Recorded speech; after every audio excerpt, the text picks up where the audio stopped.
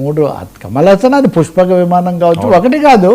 ఇంకా ఆయన ప్రయోగాలు అదే అంటాడు రజనీకి. వీళ్ళిద్దరికి చాలా అసాధారణమైన బంధం. బాలచందర్ ఉత్సవంలో ఇద్దరు కలుసుకున్నప్పుడు రజనీ పాపులర్ స్టార్ అని మాస్ హీరో అని కమల్ హాసన్ బేషరతుగా ఒప్పుకుంటాడు. Kamal is a great actor అని రజనీకాంత్ ఒప్పుకుంటారు. ఇద్దరు అవతారం ఒకటి. అదే నేను చెప్తుంది. జార్జి బుష్ వేషం, మా అమ్మ వేషం, టెర్రరిస్ట్ వేషం ఒకటి కాదు. అసలు అన్ని చెయ్యాలనే ఇది కూడా ఆ పూజారి విగ్రహంతో సహా దీంట్లో వెళ్ళిపోవడం ఒకటి కాదు కదా. అంటే అసలు ఆ థాట్సే డబుల్ యాక్షన్లో ఒక సినిమాలో బాక్సర్గా ఎత్తాడు, ఒక సినిమాలో మరుగుజ్జుగా ఎత్తాడు. లేకపోతే మనం భామనే సత్యభామనే లాంటి సినిమా చూస్తే లేడీ సినిమా అంతా లేడీ రోల్ వేస్తాడు. సో అంత వైవిధ్యం ఇంకా ఏ హీరో కనబడదు. కొంచెం క్రేజ్ కూడా ఉన్నప్పటికీ కూడా రజనీకాంత్ విషయానికి వస్తే తను మాస్గా జనం చూస్తారు కాబట్టి దాన్ని నిలబెట్టాలి.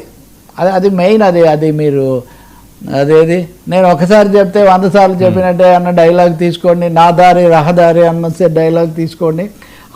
Keeping that craze, mass craze.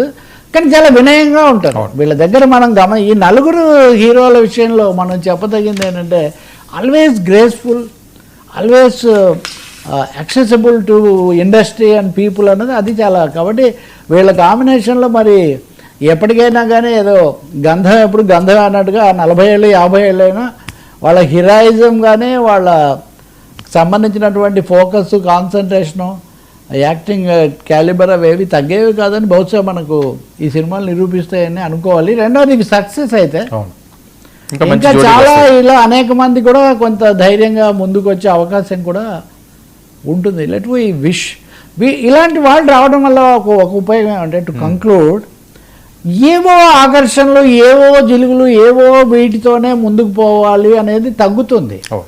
కథా ప్రధానంగా పాత్రలు